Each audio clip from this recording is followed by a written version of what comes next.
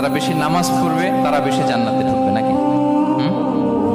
নামাজ পড়তে পড়তে যারা কপাল কালো করে ফেলছে এরা ঢুকবে না? যারা হজ করতে করতে বড় হাজী সাহেব হয়েছে, জিকির করতে করতে হাতে 3-4টা তাসবিহ রেখেছে, তাদের কথা বলা হয়েছে? এগুলো নিঃসন্দেহে অনেক বড় আমল, কিন্তু সবচাইতে বেশি জান্নাতে প্রবেশ করাবে যে আমল, বিষ্ণু বললেন, এক হচ্ছে আল্লাহর ভয়, আরেক হচ্ছে সর্বোত্তম আচরণ। প্রিয় ভাইরা, ইসলামের মেজাজটাকে চিনে নেন, ইসলামের এসেন্সটাকে বুঝে নেন। আমরা ভালো আচরণকে গুরুত্ব দিতে চাই না।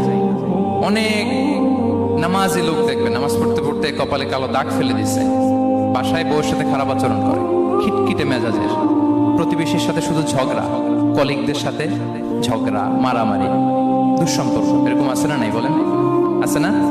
কিন্তু নামাজি, অনেক বড় হাজি, একদিনও কোরআন তেলাওয়াত মিস হয় না।